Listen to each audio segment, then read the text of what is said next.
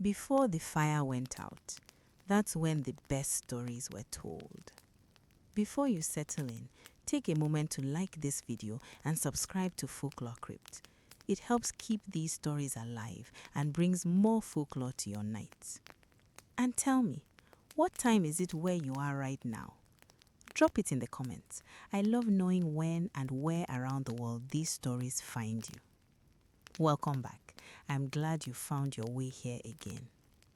Last time, we left Kofi scarred, marked and haunted by the Sasabonsam that claimed him as unfinished business. We left him old, warning his grandchildren, still feeling those ancient eyes watching from the tree line. But there's more to this story. Because the Sasabonsam didn't just mark Kofi, and Kofi wasn't the only one who went into that forest. Today, we go back to the old trees, back to the hanging bodies and the iron teeth and the creature that never forget to face. Today's story, the Sasabonsam's tree, part 2, the hunter who went back. There's another Ashanti proverb, Obinkere akwa danyami. No one teaches a child about God. Some things we know deep in our bones before anyone tells us, and some places we're drawn to even when every bone screams to stay away. Kofi had a daughter, Akosua, strong-willed, quick-minded, and unfortunately for everyone who loved her, cursed with the same burning curiosity that had nearly killed her father. She'd grown up hearing the story, seeing the scars on her father's back every time he came from bathing, traced them with her small fingers when she was little. What made these, Papa? Something in the forest, something I was foolish enough to disturb. Tell me about it. No. Please. No, Akosua. Some stories give the thing you're describing a path to find you. But she found out anyway, the way children always find out things their parents try to hide. Through overheard conversations, through village gossip, through the old priest who'd performed Kofi's cleansing and had a habit of talking too much after palm wine. By the time she was 15, Akosua knew everything. The old forest, the marked trees, the backward footprints, the bodies hanging in the canopy.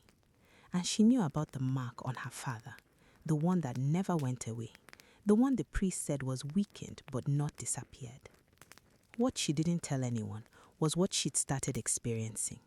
The dreams, the same ones her father described when she was small and he didn't know she was listening. The ancient forest, the massive trees, the pole. The mark had passed to her. Through blood, through shared dreaming. The Sasabonsam knew about her and it was calling. Akosua told no one. She was smarter than her father, she told herself. She wouldn't just wander in unprepared. She'd research, plan, prepare. She spent months talking to hunters, elders, traditional priests, asking careful questions, never revealing why she was asking. She read old texts in the village library, spoke to travelers who'd passed through similar forests in other regions.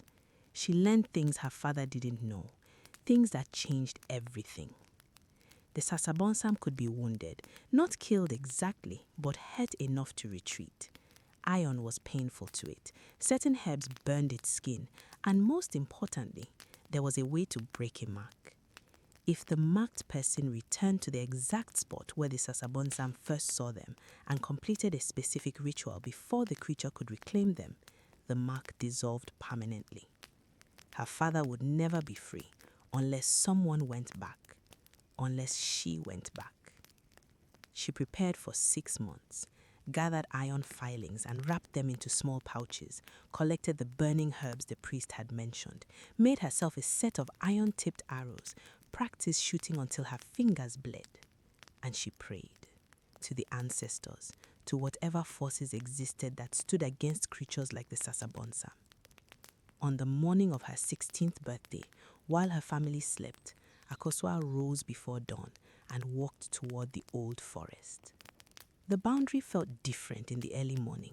The trees on this side were normal. Bird sounds, insect buzz, life. But at the marked line, everything changed. that heavy silence, that waiting darkness, even though the sun was rising. Akosua held her iron pouch tight, took a deep breath, and crossed over. The old forest swallowed her immediately, that thick canopy blocking the morning sun, reducing everything to perpetual twilight. The massive twisted roots, the absolute silence. Akosua moved carefully, deliberately, eyes on the ground, following the old hunter's trick of watching for backward footprints to know where the Sasabonsam had recently walked. She found them within minutes. Fresh prints. It had been here this morning. It knew she was coming. She kept moving, following the route her father had described. The deeper she went, the heavier the air became, the more she felt watched, the more the pull intensified, that dream-like magnetism drawing her forward. She passed the first hanging body, old, dried, a hunter by his remaining clothing. She said a quiet prayer and kept moving. More bodies as she went deeper. The Sasabonsam's collection, its trophies, its pantry. She found the hollow tree where her father had hidden, touched its bark, still had his dried blood on it from decades ago. This was the place.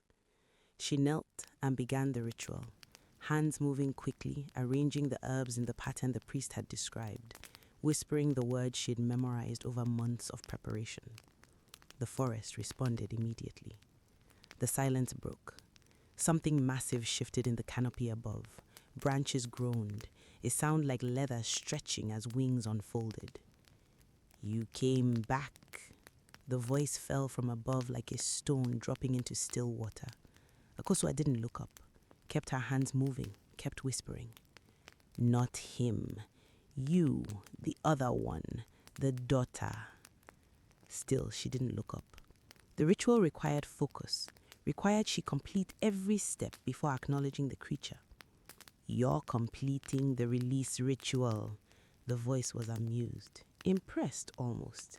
"I haven't seen that in 200 years. Almost done.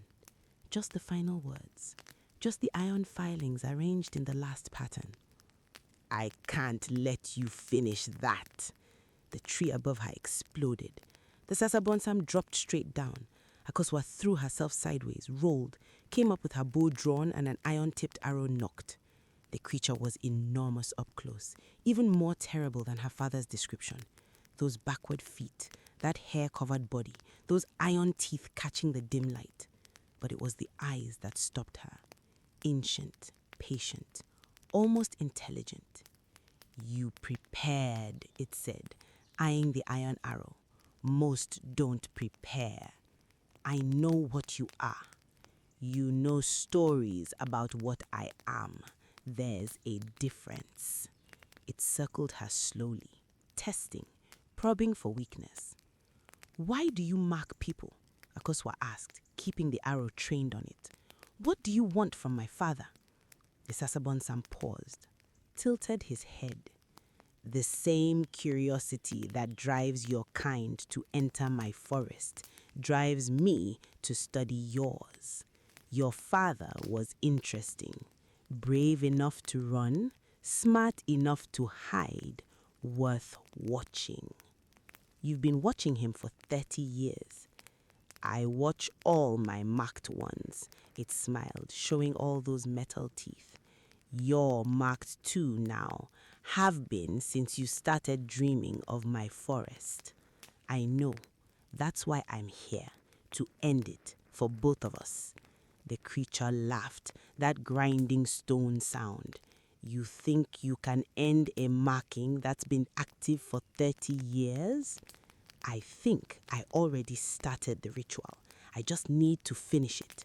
She dove for the herb arrangement on the ground. The Sasabonsam lunged. She released the iron arrow. It struck the creature's shoulder and it screamed, a terrible sound that shook the trees. Dark blood, thick and black, poured from the wound. It reared back, genuinely hurt, genuinely surprised.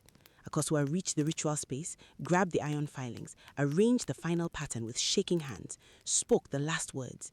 The ground beneath her vibrated, the air crackled, a pulse of energy moved outward from the ritual space like a stone dropped in water. The Sasabonsam clutched its head, screamed again, stumbled backward. And then, miles away in the village, Kofi woke from a dead sleep with tears streaming down his face. The ache in his scars disappeared for the first time in 30 years. The watching feeling, that constant sense of being observed, vanished. He knew immediately what it meant. He knew his daughter was in that forest. He ran. When Kofi burst through the forest boundary, he expected the worst. Expected to find Akusua's body hanging from a branch.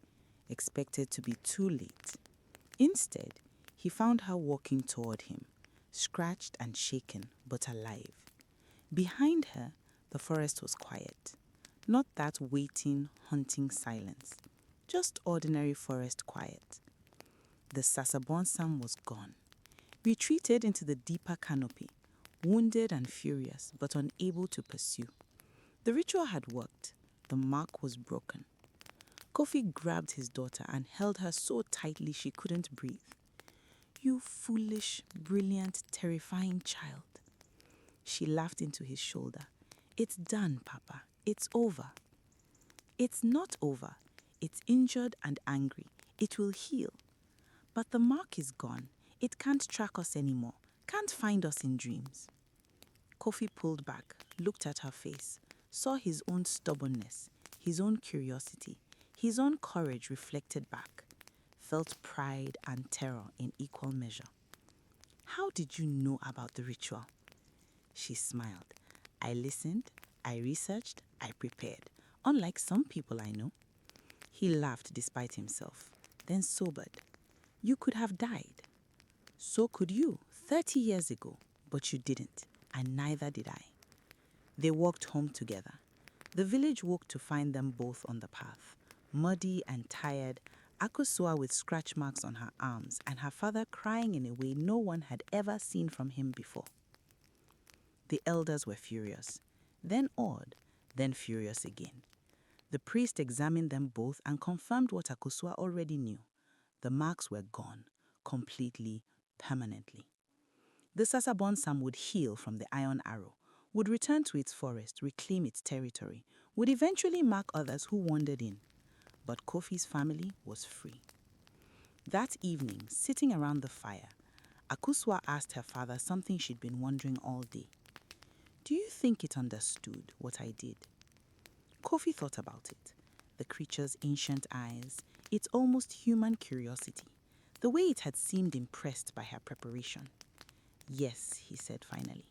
"I think it understood perfectly, and I think somewhere in that terrible thing, it respected it." Does that make it less of a monster? No, but it makes it more than just a monster. Some things are dangerous and intelligent and old in ways we can't fully understand. That doesn't make them good. It just makes them complicated. Akosua looked toward the distant tree line. Is it watching us now? Kofi followed her gaze. Probably, but it's just watching, nothing more. They sat together in silence, father and daughter, free for the first time in 30 years. But that night, just before sleep took him, Kofi heard something, faint, distant, from the direction of the old forest.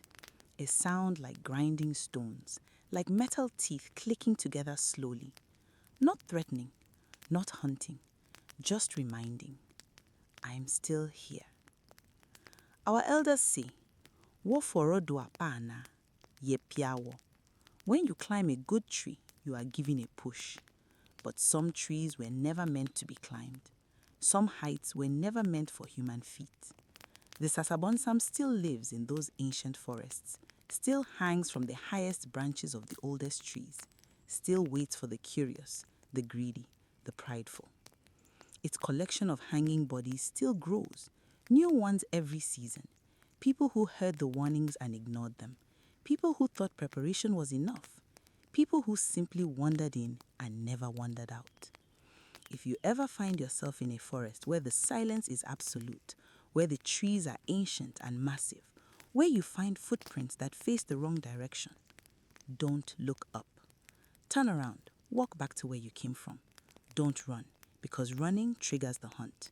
Just walk, steadily, calmly. back to safety. And remember that some creatures have been here longer than we have, will be here long after we're gone. And the only way to survive them is to respect the boundaries our ancestors set in blood and warning. Some trees were not made for shade. Some branches were not made for rest. Some places in this world still belong to things older and darker than anything we have names for. Leave them to it. This is FolkloreCrypt. Before the fire went out, that's when the best stories were told. Before you settle in, take a moment to like this video and subscribe to FolkloreCrypt. It helps keep these stories alive and brings more folklore to your nights. And tell me, what time is it where you are right now? Drop it in the comments. I love knowing when and where around the world these stories find you. Welcome back. I'm glad you're here with me today. Today, we travel to the Congo Basin, to the vast rainforests of Central Africa, where the trees grow so thick the sky disappears, where villages are separated by miles of dense jungle and news travels slowly, where a woman's smile in the morning market can mean kindness or something far more dangerous. Today's story, the Ndoki Witch. There's a Congolese proverb, Muntu si muntu na bantu. A person is a person through other people.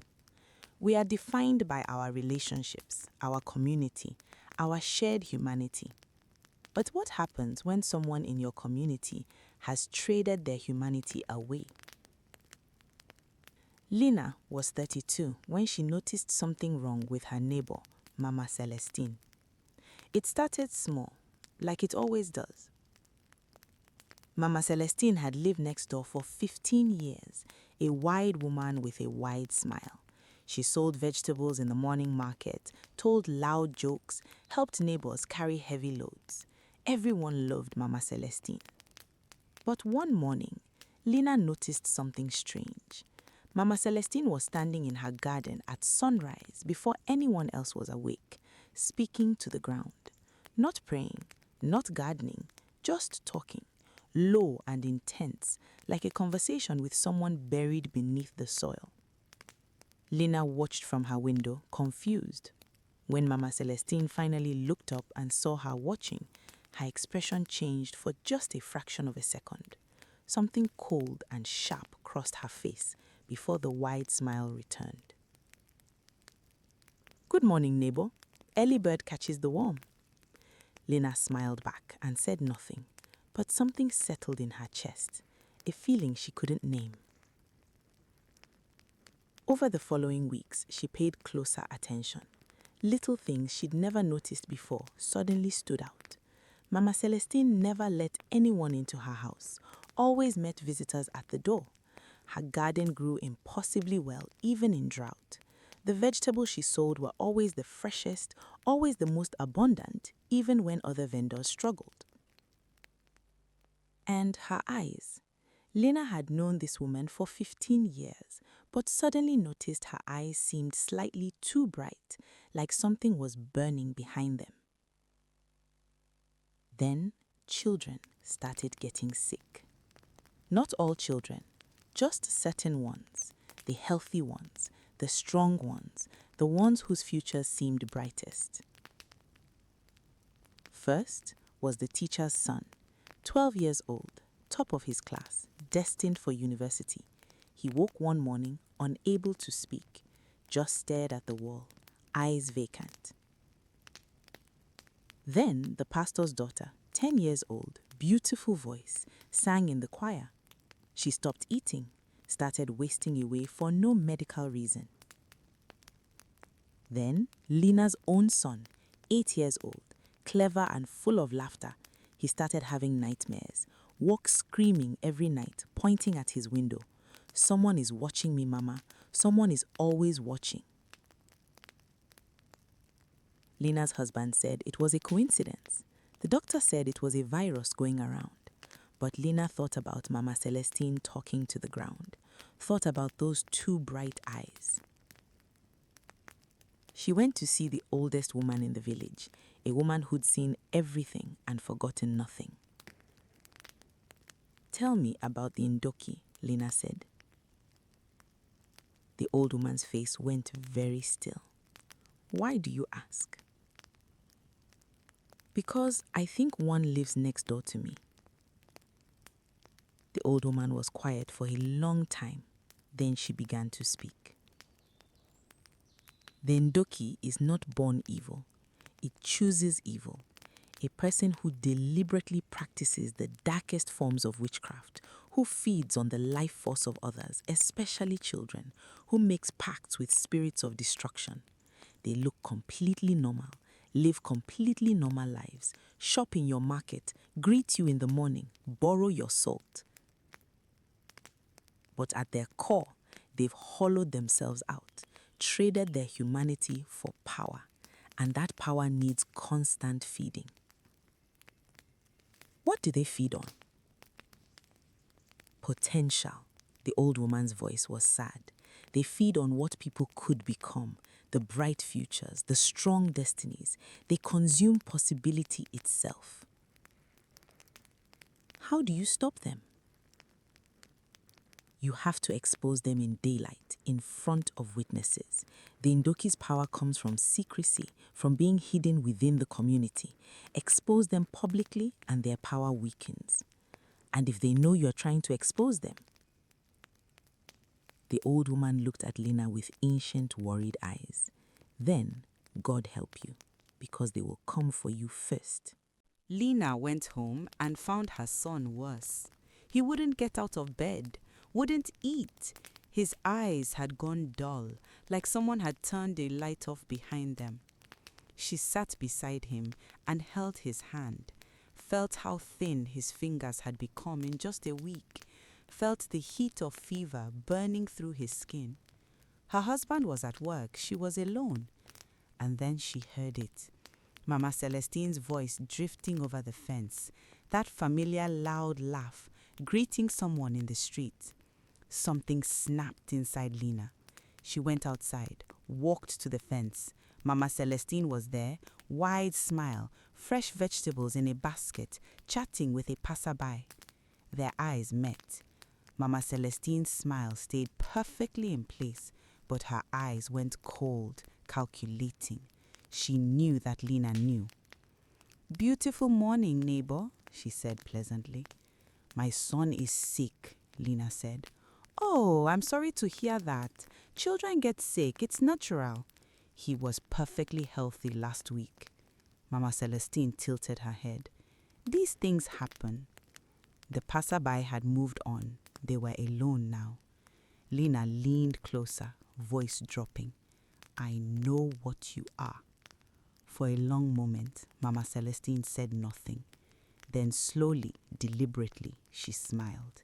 A different smile from the one she showed the village. This one had no warmth in it, no humanity. "Do you?" Her voice was different too, quieter, older. "And if you did know, what exactly would you do about it?" "I'd expose you." Mama Celestine laughed softly. "And who would believe you? I've lived here 15 years. I help people. I feed people. I'm beloved. You're a woman who is upset because her son has a fever." She leaned forward. "Be very careful, Lina. Very careful. Accusations like that have consequences." She picked up her basket and walked away, still smiling, completely calm. Lina stood there shaking, not from fear, from fury. She spent 3 days preparing, talked quietly to the parents of the other sick children, showed them what she'd seen. Some didn't believe, but enough did. The teacher, the pastor, 2 other mothers.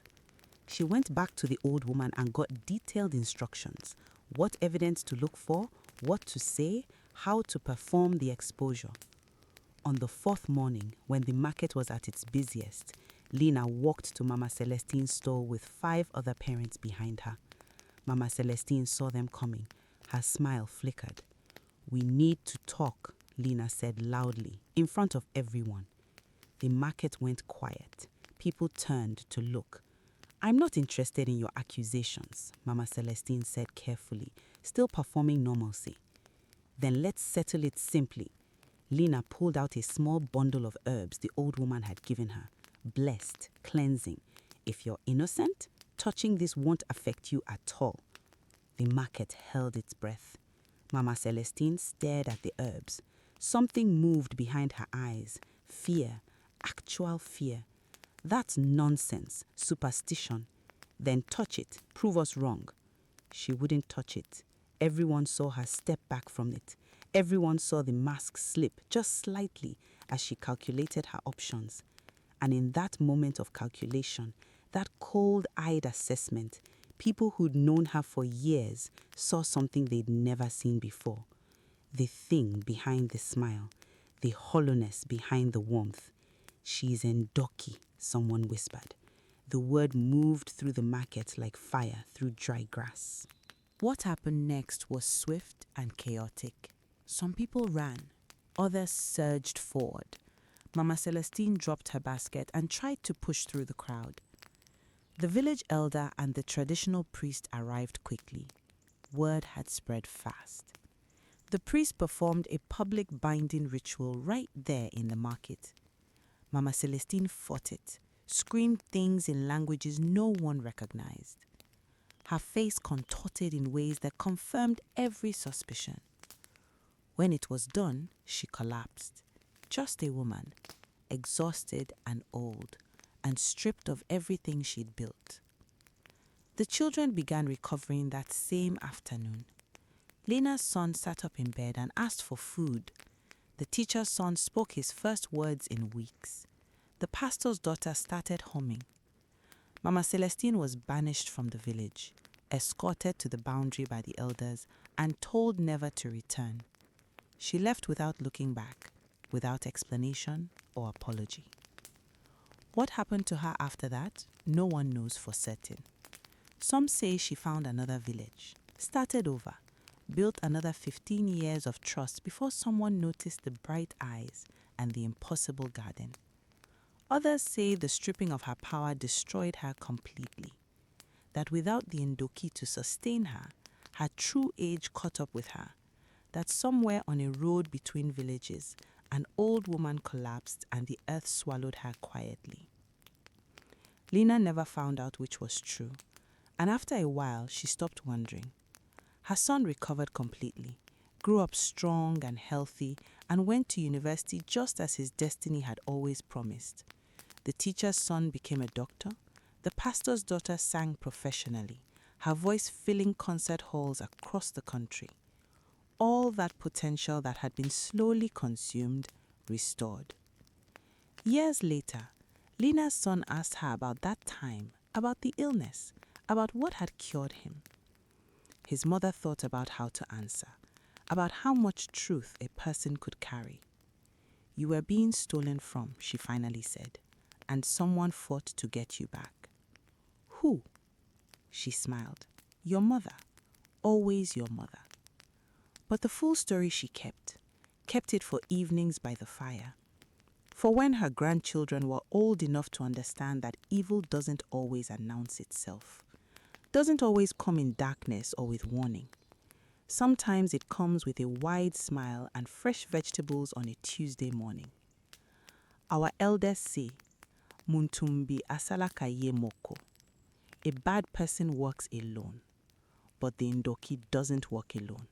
It works inside your trust, inside your community, inside the relationships you thought were safe. The Ndoki still works among us, in cities now as well as villages, adapted, evolved, trading vegetables for office positions, market stalls for apartment buildings. But some things never change. The too bright eyes, the impossible success, the children who get sick for no reason, the potential that drains away from those around them.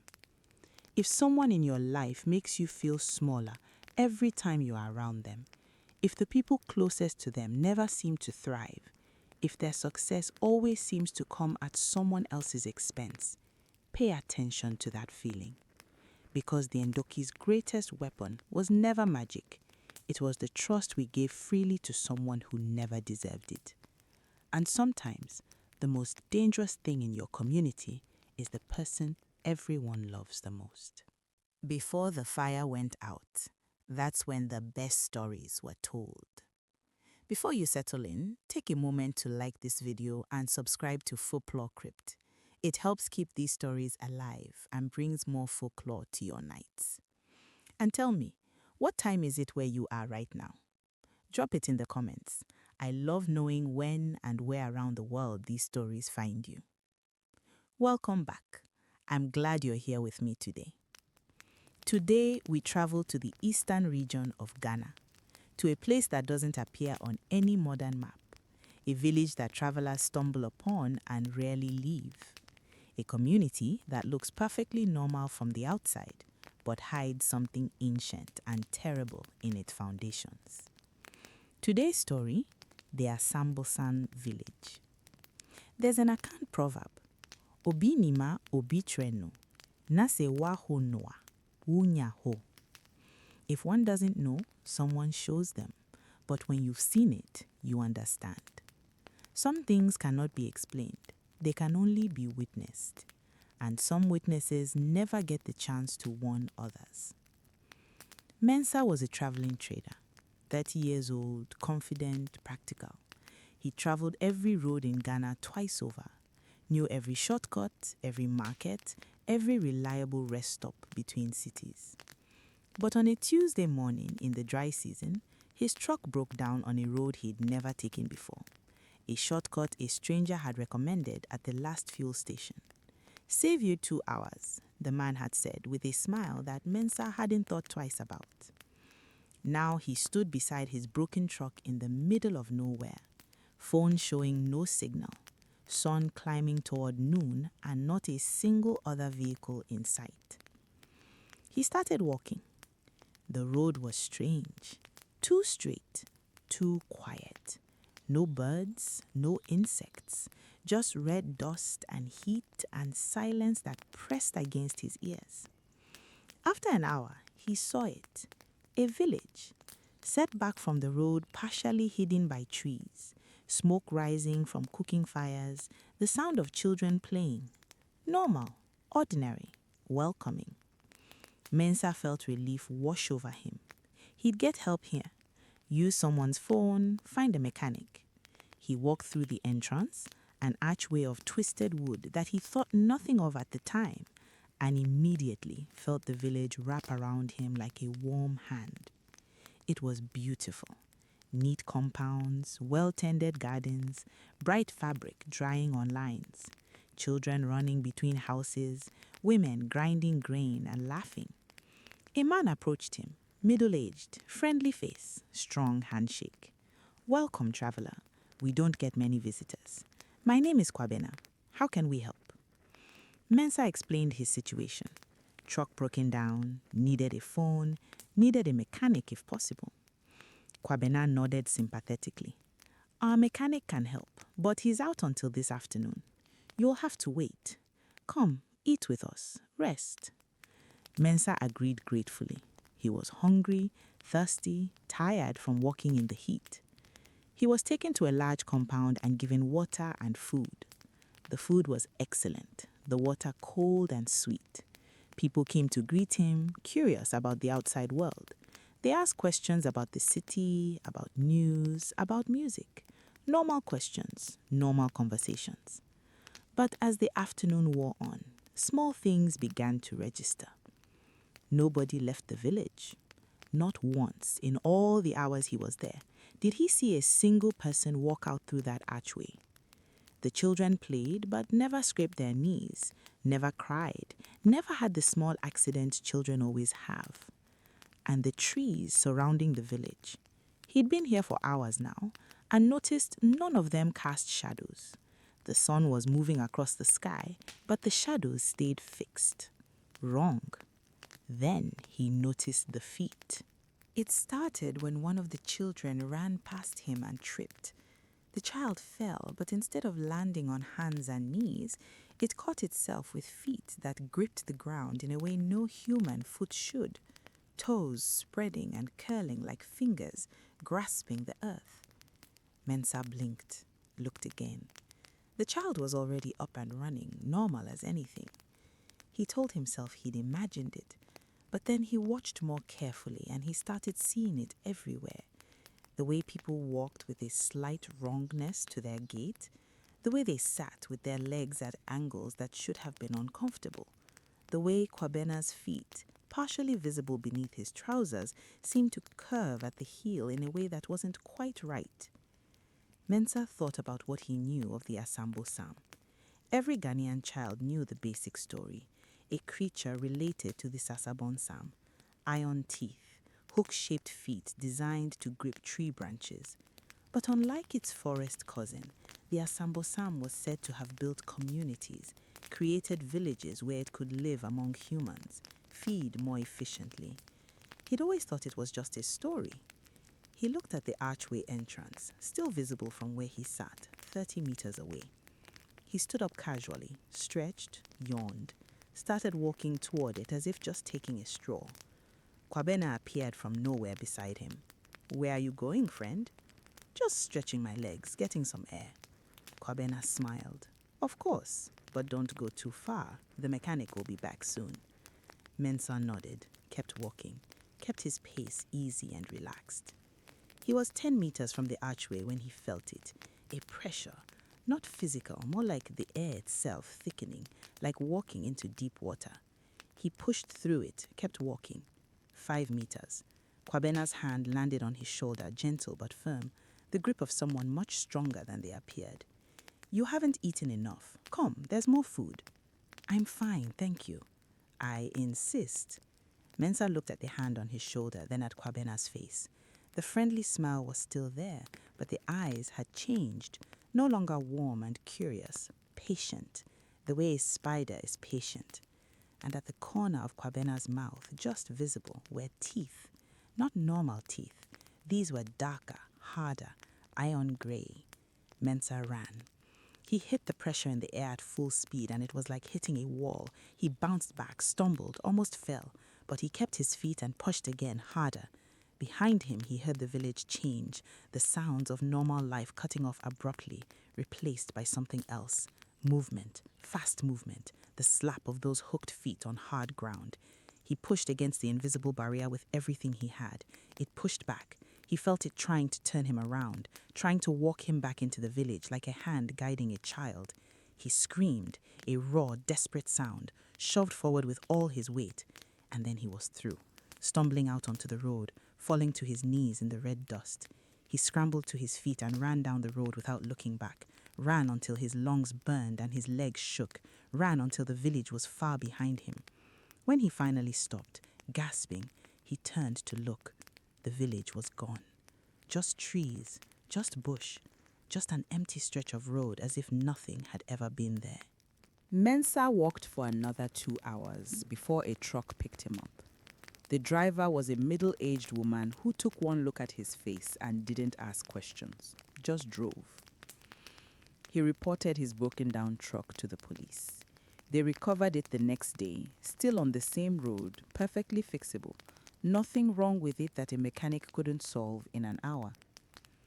When he tried to explain what had happened, where he'd been, why he'd been walking in that heat for hours, he couldn't make it make sense, not in words that anyone would believe. So he stopped trying.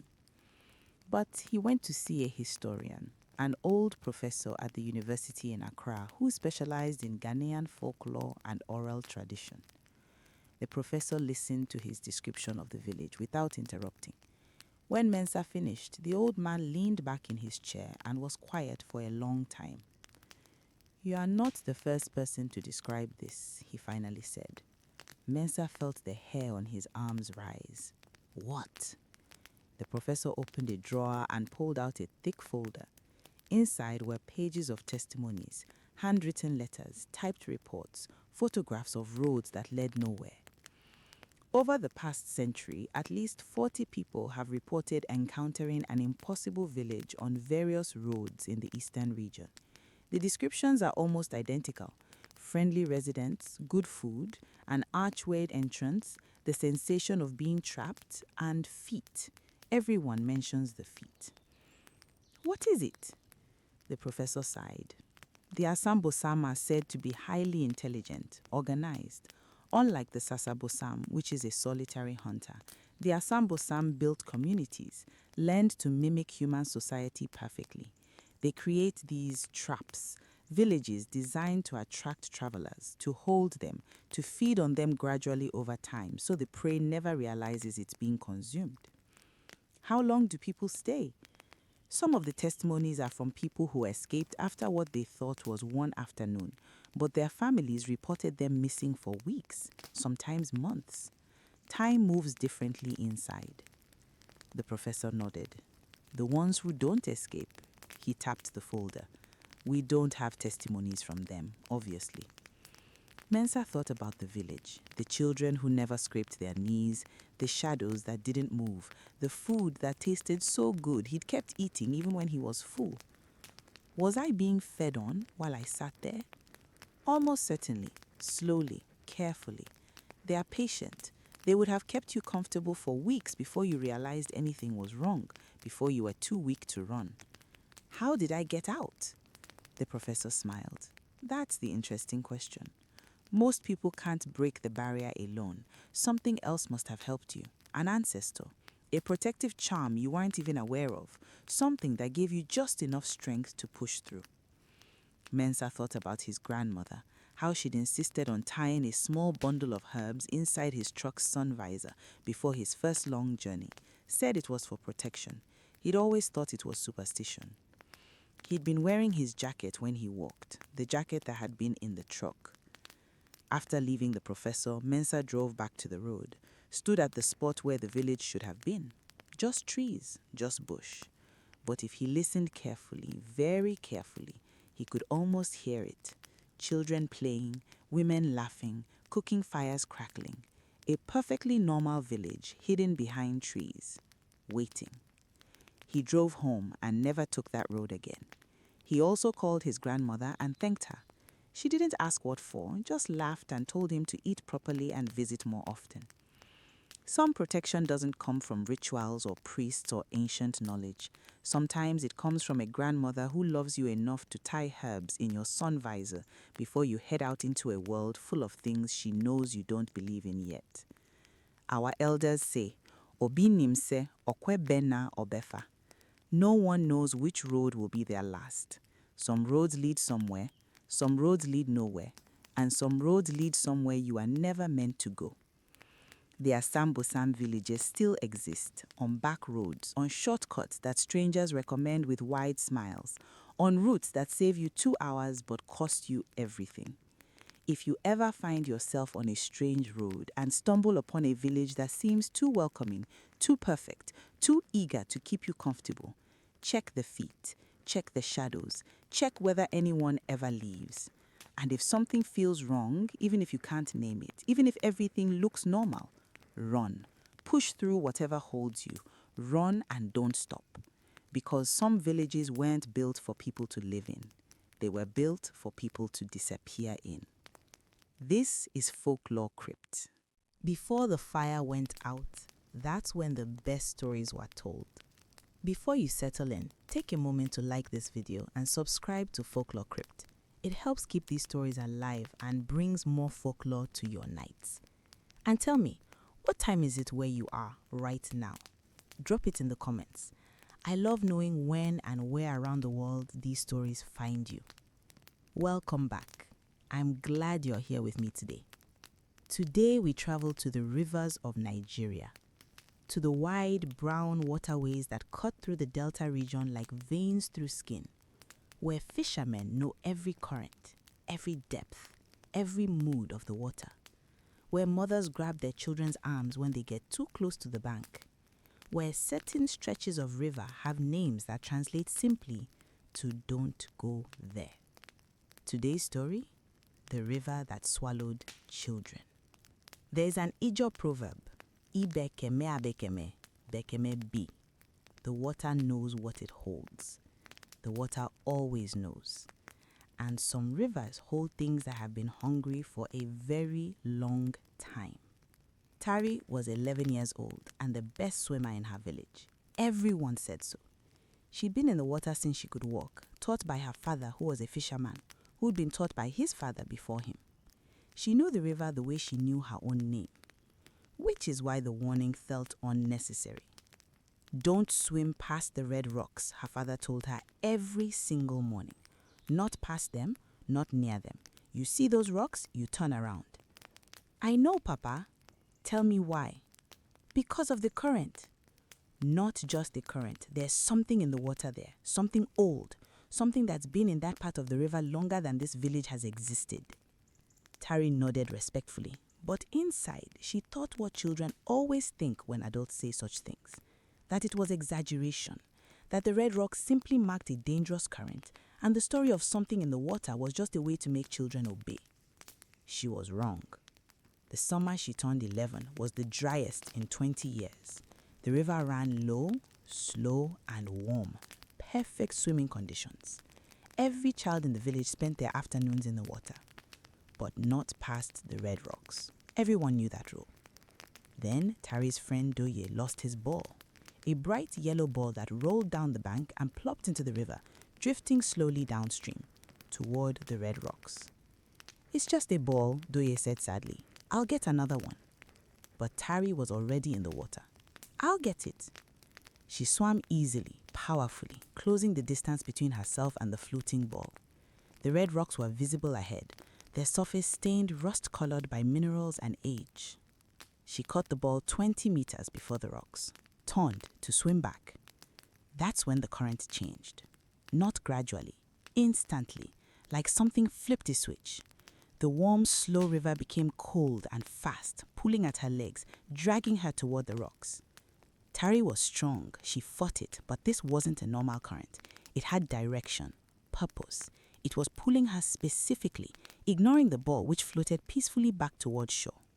She went under once, came up gasping, went under again. Her feet touched something, not riverbed, something else, something smooth and cold and moving beneath her. Then a hand grabbed her arm and pulled her up. Not a human hand. The fingers were too long, the skin too cold, too smooth, like river stone that had been polished for centuries. Tari screamed. The thing held her above the water effortlessly. She got one glimpse of a face before she squeezed her eyes shut. A face like a human face, but stretched. Eyes the color of deep water. A mouth of tiny, sharp teeth. A body that disappeared below the surface, suggesting impossible length. "You are Komi's granddaughter," it said. Its voice sounded like water moving over stones, like the river itself speaking. Tari was too terrified to answer. "Your grandfather and I had an agreement," he said. "You are not supposed to be here." Then it set her down, on the bank, on the safe side of the red rocks, and it was gone before she could open her eyes. Tari ran home, burst through the door soaking wet and shaking so hard she could barely stand. Her father took one look at her and his face went white. "You went past the rocks." She shook her head. "Close. I got close." He sat her down, wrapped her in a cloth, made her tea, and then for the first time, he told her the real story. Not the version about dangerous currents, the true version. "Your father made a deal with the river spirit," he said quietly, "when he was young, before I was born. He was the best fisherman on this stretch of river, but one year there was a terrible drought. The fish disappeared. The village was starving. He went to the river at midnight and called the spirit, offered it whatever it wanted in exchange for fish. What did it want? Your father's eyes were heavy. It wanted the river, complete ownership. No more nets past the red rocks, no more swimming in that stretch. The water from the rocks downstream would belong to the spirit completely. In exchange, the rest of the river would always be full of fish." Grandfather agreed. He was desperate, and it seemed reasonable. We stay out of its territory, it stays out of ours. But children kept going near the rocks. Not just near.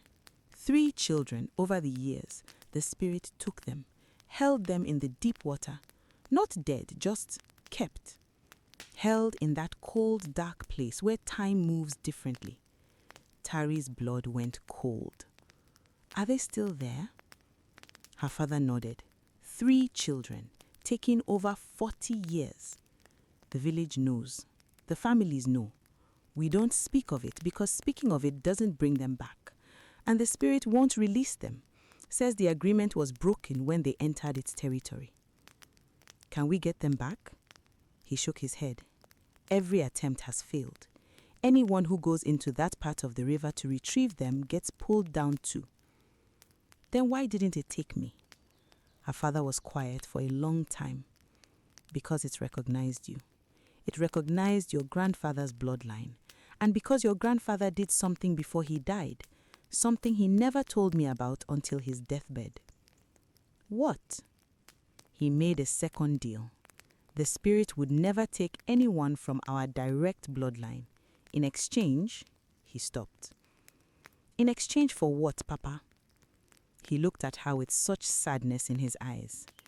In exchange for the right to call on one of our bloodline for service, once, whenever it chooses. Service meaning what? He shook his head. He didn't explain. Just said that when the time came, we'd know. Tari sat with this information, feeling its weight. The deals her grandfather had made decades before she was born, still shaping her life, still claiming pieces of her future. Why are you telling me now? Because it spoke to you. It recognized you. That means it's thinking about when to call in its debt. How will I know when that is?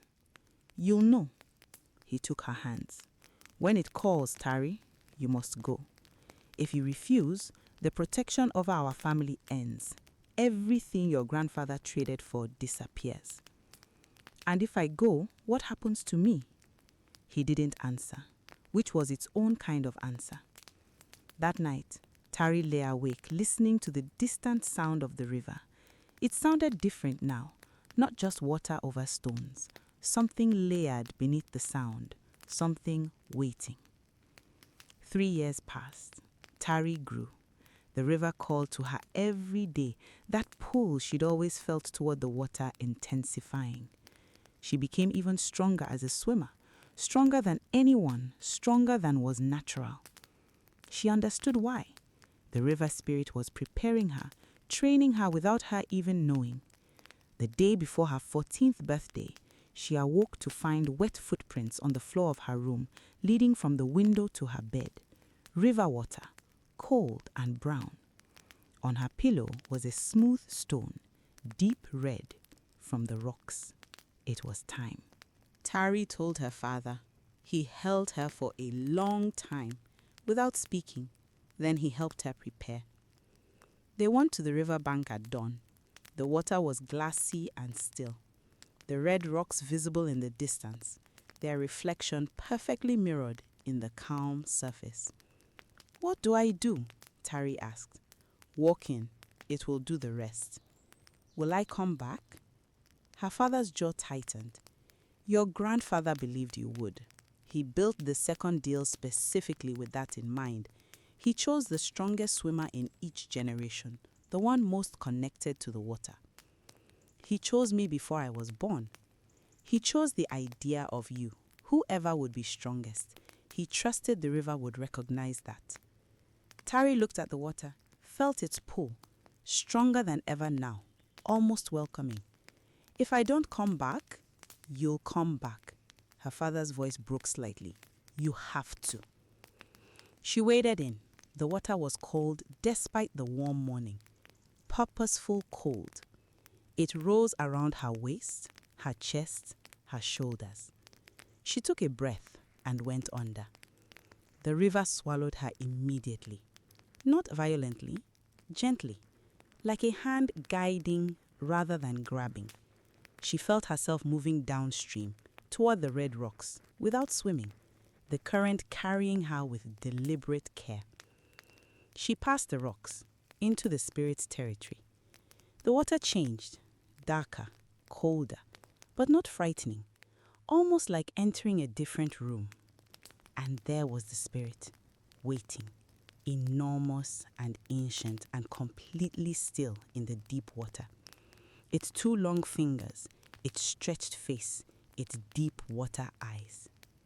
You came, it said, the voice vibrating through the water rather than traveling through air. I came. Do you know why you're here? Tari looked past the spirit. Deeper in the water, she could see them. 3 shapes, human shapes, still and sleeping looking, drifting gently in the current. I'm here for them. The spirit regarded her. And what will you give me? Tari had thought about this, had thought about nothing else for 3 days. She talked to the oldest fisherman in the village, to a river priestess 2 villages away, to her own instinct, which felt more connected to this water than to land. Nothing, she said. The spirit's eyes narrowed. My grandfather made deals with you because he thought he had to, because he was desperate and scared. But those deals created debts that have lasted generations, hurt families, taken children. I'm not making another deal.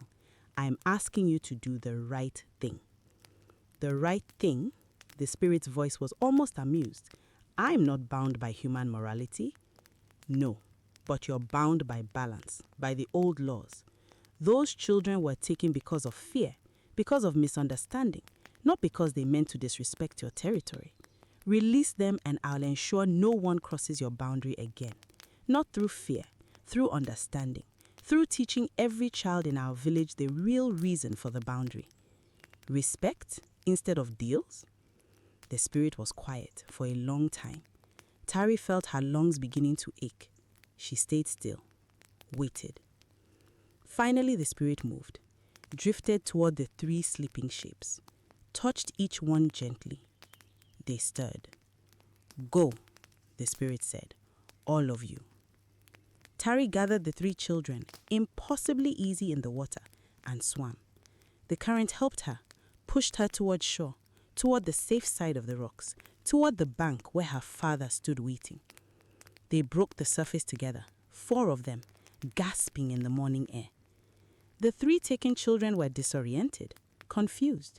They'd been in the water for years, but their bodies hadn't aged, hadn't changed. They looked exactly as they had the day they disappeared. Their families would need to be found, explanations that could never fully explain. But they were alive. They were free. Tari's father pulled her from the water and held her so tightly she felt her ribs compress. Behind them, the river flowed on, past the red rocks, into the spirit's territory, calm and brown and ordinary looking. But Tari knew better now, knew what lived in those depths, knew the difference between fear-based rules and wisdom-based understanding. She spent the rest of her life teaching children about the river. Not just don't swim past the red rocks, but why. The real why. The history, the spirit, the old agreement, and how it had finally been replaced with something better. Some children still got too close. Some still felt that pull toward the dangerous current, but none were taken. The spirit kept its word. Balance restored. Our elders say, Ibe potoru abe ibete, the river that swallows, also gives back, but only when approached with wisdom rather than fear. The river spirit still lives past the red rocks, still watches, still maintains its territory, but the agreement is different now, built on understanding rather than desperation. Some deals made by our ancestors still bind us. Their fears become our burdens, their bargains become our debts. But every generation has the chance to renegotiate, to replace fear with wisdom, to look at the old agreements and ask whether they still serve us. Sometimes, the bravest thing you can do is refuse to make another deal and ask simply for what is right. This is FolkloreCrypt. Before the fire went out, that's when the best stories were told. Before you settle in, take a moment to like this video and subscribe to FolkloreCrypt. It helps keep these stories alive and brings more folklore to your nights. And tell me, what time is it where you are right now? Drop it in the comments. I love knowing when and where around the world these stories find you. Welcome back. I'm glad you're here with me today. Today we travel to the markets of West Africa, to the sprawling morning bazaars where anything can be bought and everything has a price, where traders shout their wares, where spices fill the air, where commerce and conversation blend into a living rhythm, where most stalls sell ordinary things, fabric, food, tools. But one stall, if you know where to look, sells something else entirely. Today's story, the skin seller. There's a Yoruba proverb, Ara eniyan shoteni, one's body is one's clothing. We wear ourselves every day, comfortable in the familiarity. But what if you could take yourself off, hang yourself up like a coat, walk around in someone else entirely? Nkechi first heard about the skin seller from a woman at the hair salon. The woman was beautiful, impossibly so. Perfect skin, perfect features, the kind of beauty that made everyone in the room turn to look. But 3 months ago, she'd been clean. Nkechi had seen her before, recognized her from the market, a quiet woman with ordinary features and sad eyes. Now, those features had changed, not subtly, completely. How did you do it? Someone finally asked. Surgery? The beautiful woman smiled mysteriously. Something better, something permanent. She leaned forward, lowering her voice. There's a man in the big market, Thursday mornings only. He sells skins. The salon went quiet. What do you mean skins? Exactly what I said. You pick one, try it on. If it fits, you buy it. You walk out looking however you want, forever. That's impossible. The woman shrugged. I was ugly 3 months ago. Look at me now. Still impossible? She left before anyone could ask more questions, but Nkechi couldn't stop thinking about it. She looked in the mirror that night and studied her own face. Not ugly, not beautiful, just ordinary, unremarkable, the kind of face people forgot immediately. She'd been living with this face for 32 years, watched prettier women get opportunities she never got, jobs, relationships, respect, all the things that shouldn't matter but somehow did. What would life be like with a different face, a better face? Thursday morning, Nkechi went to the big market, wandered through the stalls, looking. Most vendors were familiar, same people every week, but tucked in a corner she'd never noticed before was a new stall. Small, quiet, almost invisible unless you are looking for it. Behind the stall sat a man, old, thin, with eyes that had seen too much. In front of him were bundles, wrapped in brown paper, dozens of them. Nkechi approached slowly. I heard you sell... She paused, feeling foolish. Skins. The man looked at her without expression. I do. How does it work? You tell me what you want, I show you options. You try them on. If one fits, you buy it. If not, you leave. And then it's yours, permanently. You wear it like your own skin because it becomes your own skin. What happens to my real face? He gestured to the bundles. It goes here, stored. You can never get it back. Never? Never. The transaction is final. Nkechi hesitated. This was insane. Impossible. But she was here, and that woman in the salon was real. How much? Depends on the skin. Beautiful ones cost more, plain ones cost less. Show me. The man unwrapped one of the bundles. Inside was skin. Actual skin. Face-shaped, complete with features molded into it like a mask, but thinner, more delicate, more real. It was a woman's face. Beautiful. High cheekbones, full lips, large eyes. Nkechi stared at it. It looked so real. Too real. Try it on. How?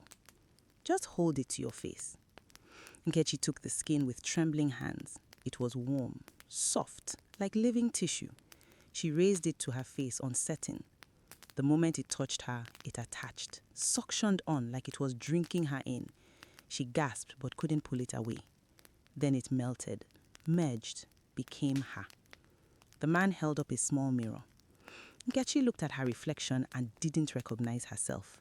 The beautiful face from the skin was now her face, moving when she moved, expressing what she felt. completely natural. "How do you feel?" the man asked. "Strange, wrong, like wearing someone else's body." "That will pass. Give it an hour. Your mind will adjust. You'll forget you ever looked different." Nkechi pulled at the skin. It didn't budge, didn't peel. It was her now. "How do I take it off?" "You don't, unless you want to buy another skin to replace it." She panicked, started clawing at her new face. The man watched without intervening. Finally, exhausted, Nkechi looked in the mirror again. The beautiful face stared back, now tear-streaked and frightened, but still beautiful. "I didn't agree to buy it yet." The man's expression didn't change. "You put it on. That's agreement enough. 500,000 naira." "I don't have that kind of money." "Then you have a problem." Nkechi left the stall in a daze, wandered through the market in someone else's face. People stared at her. Men turned to look. Women examined her with envy or admiration. She caught her reflection in shop windows and each time forgot for a moment that it was her, the beautiful stranger looking back. The man was right. Within an hour, the strangeness faded. Her mind accepted the new face, started to think of it as hers, started to forget what she looked like before. But she owed 500,000 naira. She went to her bank, tried to get a loan. They approved it immediately. The loan officer, a man who'd rejected her application twice before, smiled warmly and processed everything without hesitation because of her new face. Nkechi paid the skin seller. He took the money without comment and handed her a small card.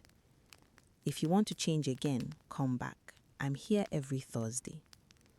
"I won't be back." He smiled for the first time. They all say that.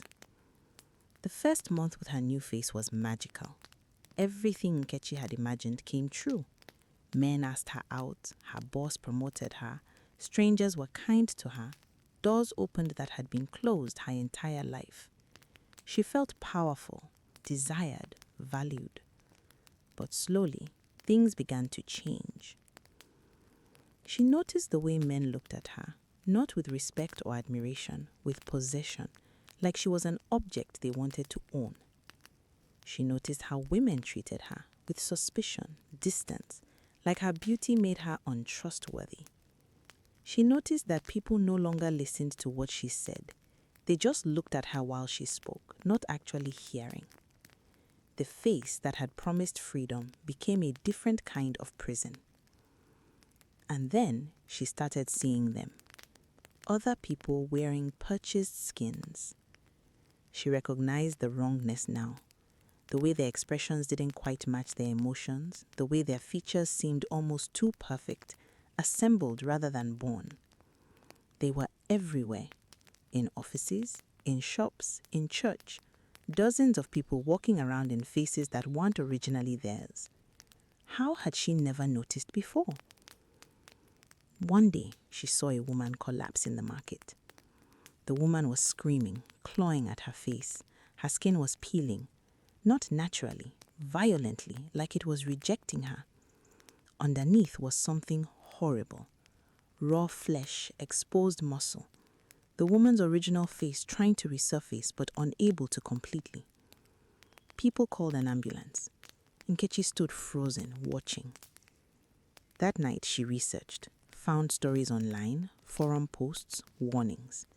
The skins didn't last forever. They needed maintenance, needed to be fed. Fed with what? The posts didn't say clearly, just vague warnings about payments, about the skin seller's real price. Nkechi went back to the market the following Thursday, found the stall. The man was there, as always. "What happens if I can't maintain the skin?" He looked at her calmly. "It starts to fail, peels, reveals what's underneath, which is not your original face. That's gone.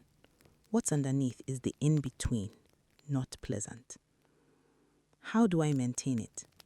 "Small payments, every 3 months. Just a little piece of your life essence. Nothing you'll miss immediately." Life essence. Time, health, luck, memory, the things that make up a life. I take small amounts. You won't notice at first. And eventually you run out. Most people last 5 to 10 years. Then they come back for a new skin and the cycle continues. Nkechi felt sick. You are farming us. I'm providing a service. You wanted beauty? I give it to you. Everything has a cost. I want my original face back. Gone. Told you that. Final sale. Then I want this off. I'll live with whatever's underneath. The man shook his head. Once the original is gone, removing the purchased skin is fatal. The in-between can't survive exposure. You are bound to this face until it fails or you buy another. So I'm trapped. You are beautiful. Most people would call that lucky. Nkechi left and didn't go back. Refused to pay for maintenance. Decided she'd rather let the skin feel than feed this man pieces of her life. 6 months later, it started to peel. Small patches at first, around her hairline, the corner of her mouth, revealing that horrible in-between underneath, red and raw and wrong. She covered it with makeup, then with bandages, then with scarves. People stared for different reasons now, not admiration, horror, pity, disgust. She lost her job, lost her apartment. Her friends stopped calling. She went back to the market, found the stall. The man was waiting. Please, she begged, fix it. I'll pay. The price has gone up. You let it deteriorate. Repair costs more. How much? Everything. Your next 10 years. All of it. You'll live, but barely. Just enough to maintain the skin. Nothing else. And if I refuse? The skin fails completely within a week. You die shortly after. The in-between can't sustain life without either the original skin or proper maintenance of the replacement. Nkechi thought about the woman from the salon, the one who told her about the skin seller. Wondered if she was still beautiful. Wondered how much of her life she'd paid. Wondered if she knew yet what she'd gotten herself into. There's no other option. The man gestured to his bundles. You could buy a different skin, cheaper one, plain, the kind that doesn't need much maintenance. You could live a normal life. Looking like what? He unwrapped a bundle, showed her. The face inside was ordinary, unremarkable, forgettable. The face she'd spent 500,000 naira to escape. Nkechi started laughing, couldn't stop. Hysterical laughter that turned to crying. How much? For this one, free. I'll consider it a trade. Your remaining time for a plain skin. Why would you do that? Because your suffering benefits no one, and because I genuinely don't enjoy what I do. I provide what people ask for. They rarely understand what they're asking for until it's too late. Nkechi took the plain skin, let him apply it, felt it merge with her failing face, covering the horror underneath. She looked in the mirror, saw an ordinary woman, no one special, no one anyone would notice. But she was alive and whole and free of the beautiful trap she'd walked into. Our elders say, Ara rere ju asolo. Good health is better than fine clothes. The body you were born with, plain as it might be, is worth more than any beauty you can buy. The skin fella still sits in the market every Thursday morning, selling faces to people who hate their own, promising beauty, delivering bondage.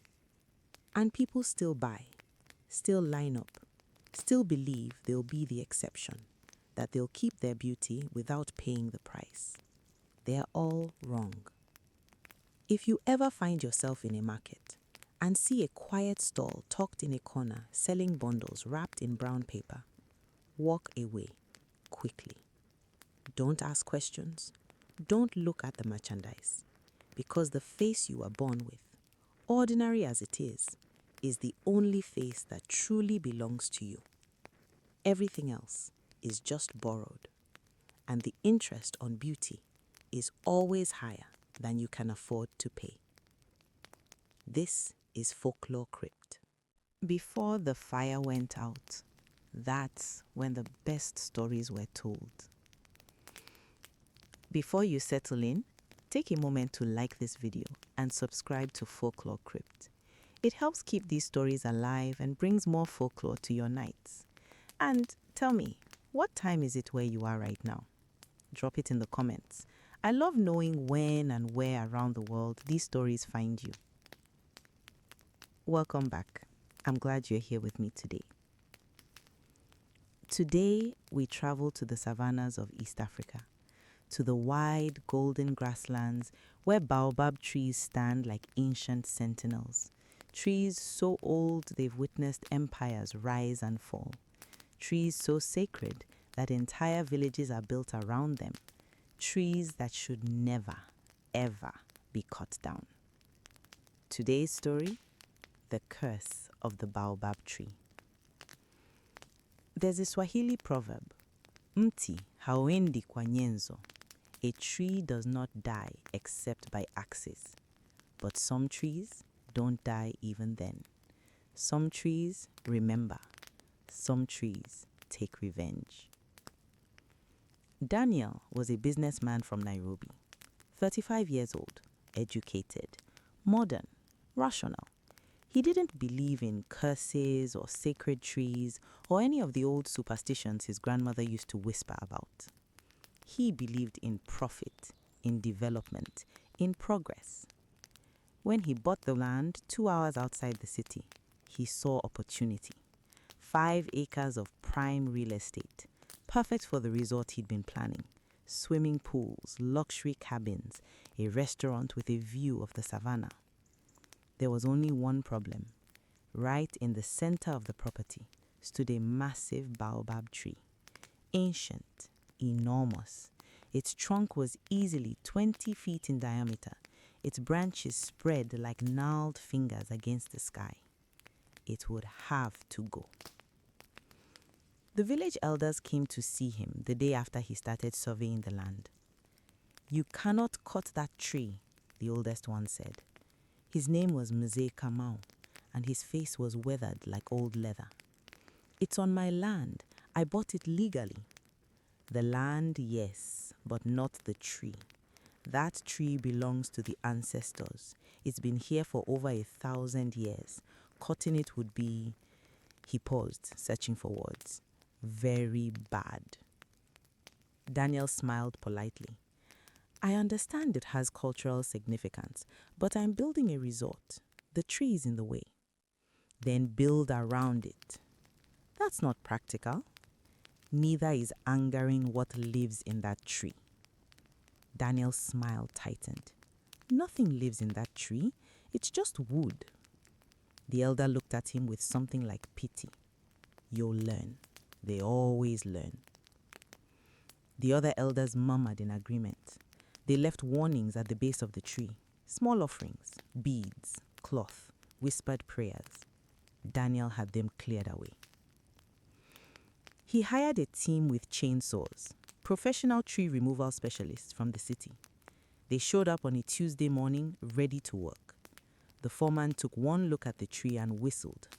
"That's a big one. Going to take all day." "Just get it done," Daniel said. They started cutting at 9 a.m. The first chainsaw died within minutes. Just stopped. The foreman checked it, confused. Nothing mechanically wrong. It just wouldn't start. They got a second saw. Same thing. Started cutting, ran for 30 seconds, died. Third saw, fourth saw, fifth saw. All dead. The foreman was getting frustrated. "This doesn't make sense. These are brand new saws." One of the workers, an older man, stood back from the tree. He was staring at it with visible fear. "I'm not touching that tree," he said quietly. "What?" "This is a sacred tree. Look at the trunk." Daniel looked. For the first time, he noticed markings carved into the bark. Old markings, symbols he didn't recognize. "Those are warnings," the worker said. "This tree is protected. We shouldn't be here." "You're fired," Daniel snapped. "Anyone else want to quit?" The rest of the crew exchanged glances but stayed. They needed the money. They tried manual axes. The blades bounced off the trunk like they were hitting stone instead of wood. One blade shattered completely, sending shards flying.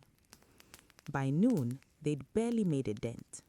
"This is impossible," the foreman said. "I've cut down trees twice this size with no problem. This one, it's like it's fighting back." "It's just a tree. Keep trying."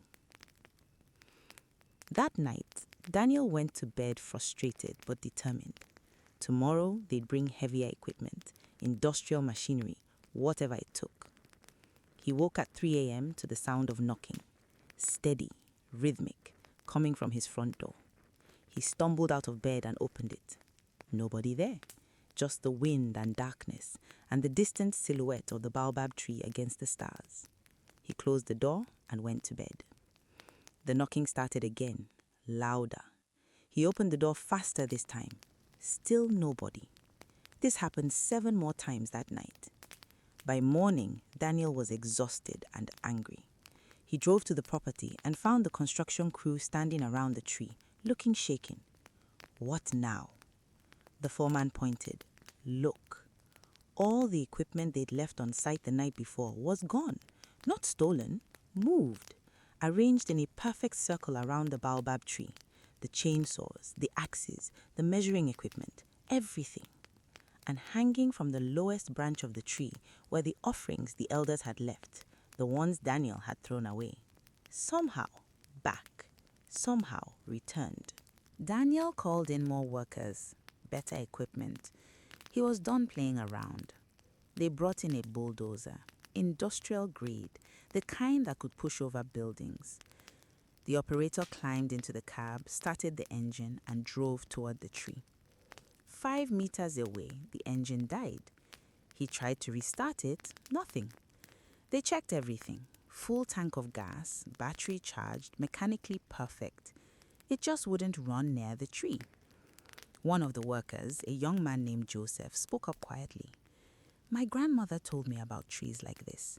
She said they have spirits living in them, old spirits, powerful ones. She said if you want to cut one down, you have to ask permission first, make an offering, perform a ritual." "I'm not performing a ritual for a tree," Daniel said. "Then you won't cut it down." "Watch me." That night, Daniel went to the tree alone, brought a can of gasoline and matches. If he couldn't cut it, he'd burn it. He stood at the base of the massive trunk, looking up at the branches disappearing into darkness. Up close, the tree was even more imposing. Its presence felt deliberate, aware. "This is ridiculous," he told himself. "It's just wood." He poured gasoline around the base, struck a match. The flame wouldn't catch. He tried again. The matches lit, but the gasoline wouldn't ignite, like the fire itself was refusing. Then he heard it. A voice, deep, old, coming from everywhere and nowhere. "Why do you want to kill me?" Daniel spun around. Nobody there. Just the tree and the darkness. "I know you can hear me," the voice said. "You've been hearing me for days. The knocking, the warnings, you ignored them all." "This isn't real," Daniel said out loud. "I'm stressed, hallucinating." "I am older than your country, older than your language, older than the concept of ownership you use to justify this violence. I have stood here for 1,000 years. I will stand here for 1,000 more." "You're just a tree." The air around Daniel grew cold. The branches above him creaked and groaned, though there was no wind. "I am a witness, a guardian, a home. Hundreds of generations have been born in my shade, married under my branches, buried near my roots. I hold their stories, their memories, their spirits. I bought this land. You bought dirt. You cannot buy me. Then I'll find a way to remove you. The tree was silent for a moment. Then, try. But know this, every attempt to harm me harms you equally. I am connected to this earth in ways you cannot understand. Cut me and you cut yourself. Burn me and you burn your own future. That's not how trees work. You are about to learn how this tree works. Daniel ran, got in his car and drove back to the city. Told himself it was exhaustion, stress. He'd imagined the whole conversation. But the next morning, he woke up to find his arms covered in scratches, deep scratches that formed patterns, the same symbols that were carved into the baobab's trunk. He went to a doctor. The doctor had no explanation. The cuts weren't infected, but they wouldn't heal. Every morning, there were more. Daniel's business partners started pulling out of the resort project for no clear reason, just sudden cold feet, bad feelings. One by one, they withdrew their investment. His bank account was mysteriously frozen. Technical error, they said, but it lasted for weeks. His car broke down repeatedly, always when he was driving toward the property. His apartment developed a leak that no plumber could find or fix. Water just appeared, pooling on his floor every night. Everything in his life started falling apart. After 2 months of this, Daniel went back to the village, found Mzee Kamau. "Help me," he said simply. The old man looked at the scratches on Daniel's arms, at the exhaustion in his face, at the defeat in his posture. "You tried to cut the tree. Yes. The tree is fighting back. Yes." Mzee Kamau sighed. "Come, we'll try to fix this." They went to the Baobab at dawn. Daniel, Mzee Kamau, and 4 other elders. They brought offerings, honey, milk, beads, cloth. They arranged them at the base of the tree with reverence. Mzee Kamau began speaking, not in English or Swahili, in an older language. Words that sounded like the wind through branches, like roots growing through soil. He spoke for nearly an hour, explaining, apologizing, asking for mercy on Daniel's behalf. The tree was silent, but the air around them felt attentive, listening. When Mzee Kamau finished, they waited.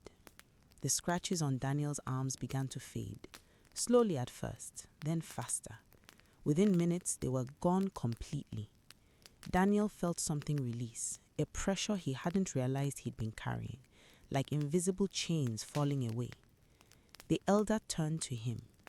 "The tree has accepted the apology, but there are conditions. Anything. You will not build your resort. You will not develop this land. You will leave the tree untouched forever. And you will ensure whoever owns this land after you knows the same. I agree. And you will tell this story to your children, to anyone who thinks they can own something sacred. You will be a witness to what happens when modern arrogance meets ancient power." Daniel nodded. "I will." The elder placed a hand on his shoulder. "The tree is merciful. It could have killed you. Many have died for less. You are lucky. Why didn't it kill me? Because you listened, eventually. Most don't listen until it's too late." Daniel sold the land to the village for a fraction of what he paid. They turned it into a protected cultural site. The baobab tree stands at its center, untouched, sacred, 1,000 years old and waiting to see 1,000 more. Daniel kept his promise. He told the story to everyone who would listen, became known for it. Some people believed him, many didn't. But those who saw the photographs he took before trying to cut the tree and the photographs after noticed something. In the before photos, the tree looked old but ordinary, just a large baobab. In the after photos, there was something in the shadows of the branches, something shaped almost like a face, almost human but not quite, watching, waiting. The tree remembers. Our elders say, "Ntimoku hauna kivuli." A big tree has no shadow. But some trees cast shadows that fall across generations. Some trees hold power that doesn't diminish with time. Baobab trees still stand across East Africa, in Tanzania, in Kenya, in Malawi, ancient, sacred, protected by laws and traditions and by their own terrible power. Every year, someone tries to cut one down, for development, for profit, for progress. And every year, the trees fight back. If you ever stand before a baobab and feel the urge to mark it, to cut it, to claim it, remember Daniel. Remember the scratches that wouldn't heal. Remember that some things in this world are older than human ambition and stronger than human greed. And remember that the tree is always watching, always listening, always remembering. This is FolkloreCrypt. Before the fire went out, that's when the best stories were told. Before you settle in, take a moment to like this video and subscribe to FolkloreCrypt. It helps keep these stories alive and brings more folklore to your nights. And tell me, what time is it where you are right now? Drop it in the comments. I love knowing when and where around the world these stories find you. Welcome back. I'm glad you are here with me today. Today we travel to Southern Africa, to the dusty towns of Botswana, where the sun beats down mercilessly and shadows are a precious relief from the heat, where children play in the streets at noon and mothers watch them carefully, where your shadow is not just a trick of light, but a part of your soul, and losing it means losing yourself. Today's story, The Stolen Shadow. There's a Tswana proverb, Moriti wa moto, pi karolo yagagwe. A person's shadow is part of them. It follows where you go, mirrors what you do, exists as proof that you are real. But what happens when your shadow stops following, when it decides to go somewhere else? Tumelo was 7 years old when he lost his shadow. Not metaphorically, literally. On Tuesday afternoon at exactly noon, his shadow disappeared and never came back. It started as a game. He and his friends were playing in the schoolyard during lunch break. The sun was directly overhead that brief time of day when shadows shrink to almost nothing beneath your feet. "Look," his friend Kago said, stomping on the tiny shadow at his feet. "I can step on my own shadow." The other children laughed and tried it too, jumping, stomping, dancing on the small dark patches beneath them. Tumelo was jumping particularly hard, trying to crush his shadow completely, when he felt something strange, like a thread snapping, a connection breaking. He looked down. His shadow was gone. Not shrunk to nothing because of the angle of the sun, actually gone. The other children's shadows were still there, tiny but visible. His was not. "Weird," he said, moving into the shade of a building where shadows should be clear. The other children had shadows. He did not. Kago noticed first. "Tumelo, where's your shadow?" The children gathered around him, fascinated and frightened. They made him stand in different positions, tried different angles, different light. Nothing. No shadow at all. "Did you break it?" one girl asked seriously. "You can't break a shadow," another boy scoffed, but he sounded uncertain. The teacher came to see what the commotion was about. She took one look at Tumelo standing in the bright sunlight, casting no shadow, and her face went pale. "Come with me, right now." She took him to the principal's office and called his mother immediately. "Your son has lost his shadow." "What?" "His shadow. It's gone. You need to come get him. This is serious." Tumelo's mother arrived within 20 minutes. She stood him in the sunlight streaming through the office window and stared at the floor where his shadow should be. She started crying. Not upset crying, terrified crying. "We need to go to your grandmother, now." Tumelo's grandmother lived on the outskirts of town in a small house surrounded by herbs and strange painted stones. She was a traditional healer. People came from villages away to see her. When Tumelo's mother explained what happened, the old woman's expression hardened. "Bring him inside, quickly." She examined Tumelo in the dimness of her home, checked his eyes, his hands, his heartbeat. Then she did something strange. She lit a candle and held it close to him. No shadow from the candlelight either. "This is bad," she said quietly. "Very bad."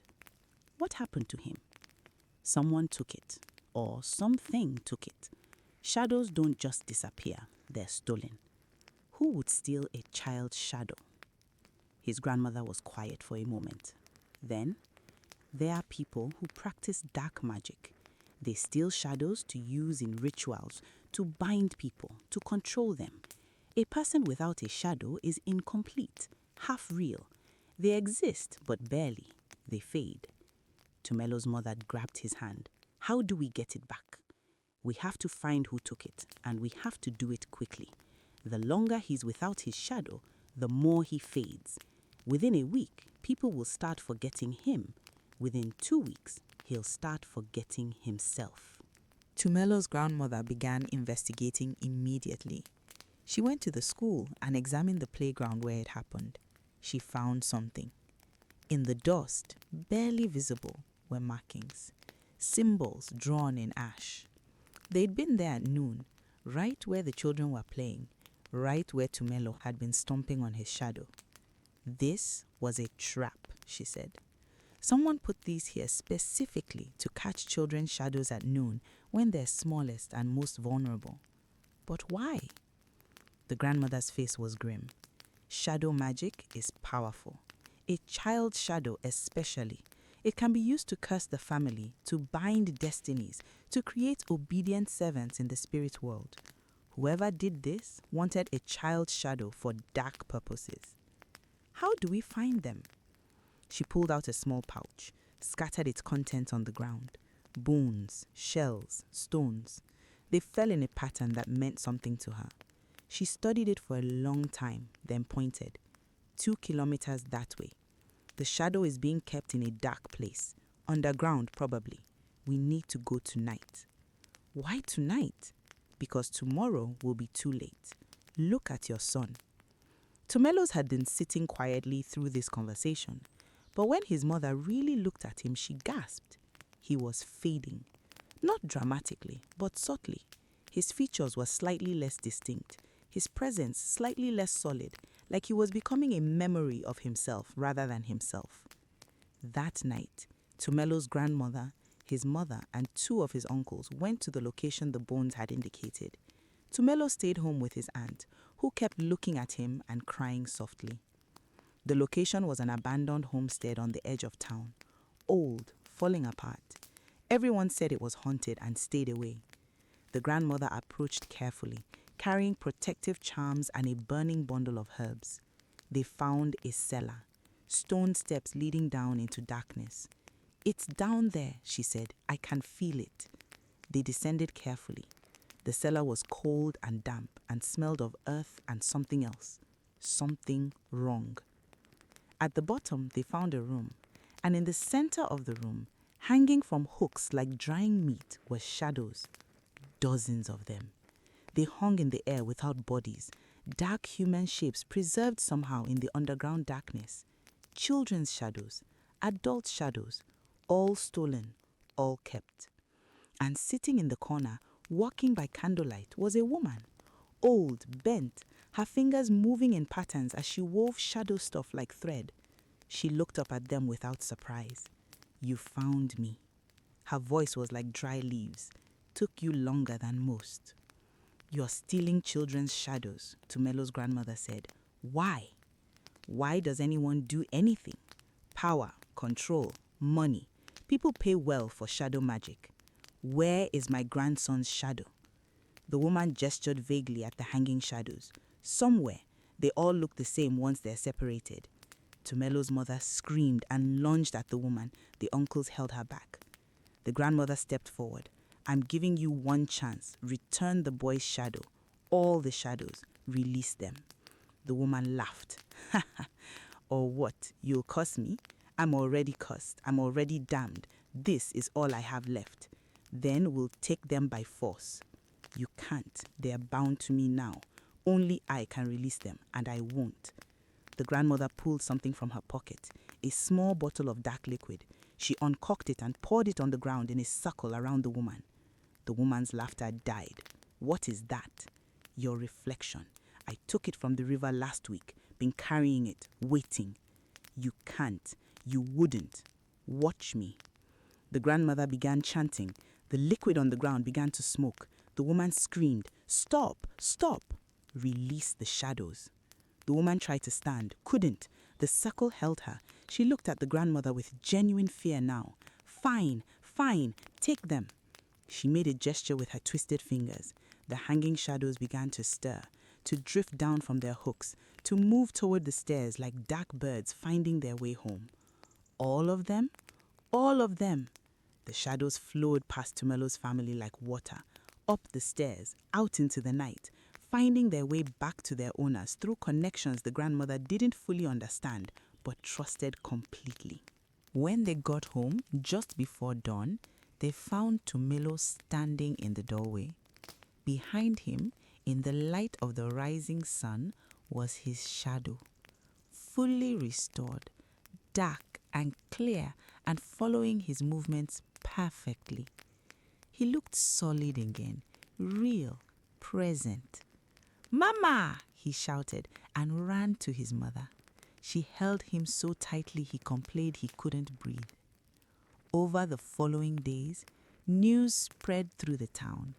Children who'd been fading, adults who'd been forgetting things, old people who'd been getting weaker, all of them suddenly better.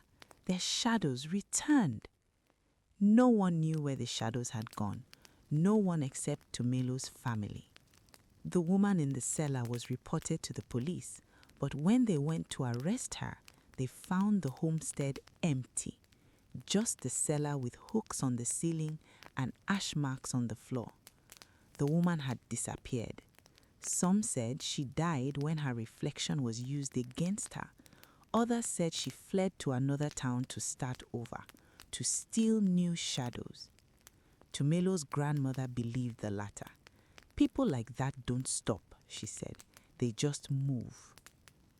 Tumelo grew up with a healthy fear of noon. Never stomped on his shadow again. Never played games that involved stepping on or jumping over shadows. His mother taught him what his grandmother had taught her. Your shadow is part of your soul. It's the proof that light exists in you.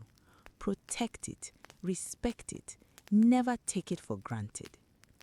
Years later, when Tumelo had children of his own, he taught them the same lessons, told them the story of the day he lost his shadow and how close he came to fading completely.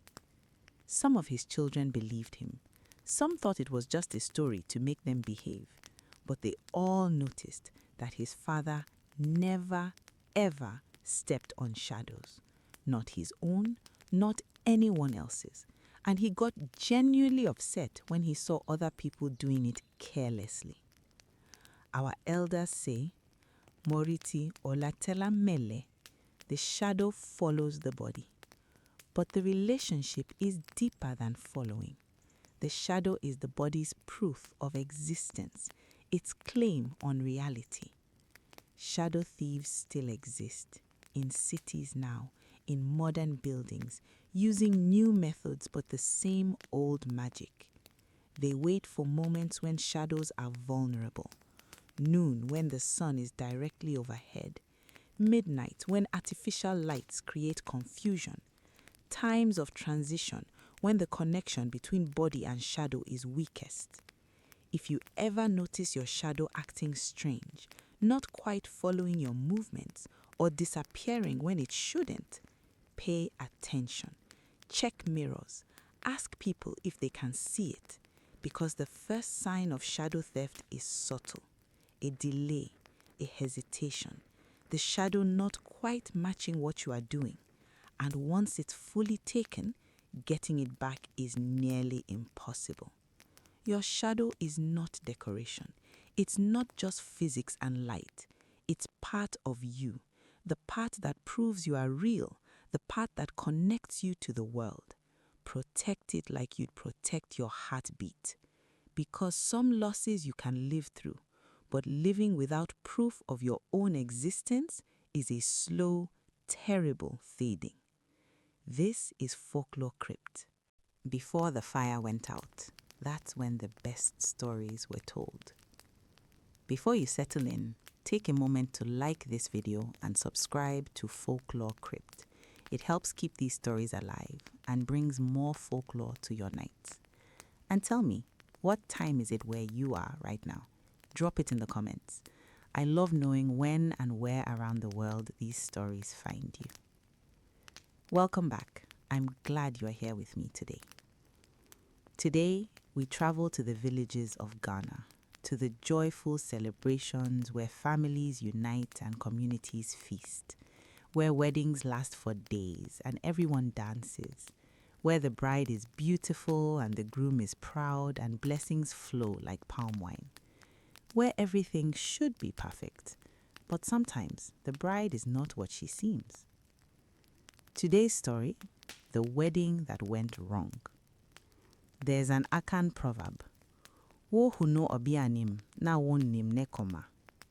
You see someone's face, but you don't know their heart. What you see in daylight might be something entirely different when the sun goes down.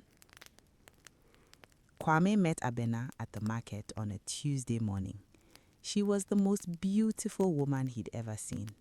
Tall, graceful, skin that seemed to glow in the sunlight, eyes that held his attention and wouldn't let go. He couldn't stop himself from approaching her. They talked for hours. She was charming, intelligent, kind, everything he'd ever wanted. He saw her again the next week and the next. Within 3 months, he'd asked her to marry him. She said yes. But there were things about Abena that should have made Kwame pause. Small things, strange things. She never visited him at his home, always insisted they meet in public places or at her compound. She never ate in front of him, always had excuses, already ate, stomach upset, not hungry. She never let him meet her family, said they lived far away, were traveling, were busy. And she was only available during the day, early morning to late afternoon, but never evening, never night. "I have responsibilities," she'd say when he asked, "things I must attend to." Kwame told himself these were minor things, quirks. Everyone had them. His friends were less understanding. "Something's wrong with that woman," Yao said. "No family, never eats, only sees you during the day. That's not normal. You are just jealous." "I'm concerned. Ask around. Find out about her family, about where she comes from." But Kwame was in love, and love makes people blind. He set a wedding date, 3 months away, invited everyone he knew, started building an addition to his house for his new bride. Abena insisted on certain conditions for the wedding. The ceremony must happen before noon, early, while the sun is still climbing. The reception must be outside, never inside a building, and most strangely, she wanted no mirrors at the venue, not one.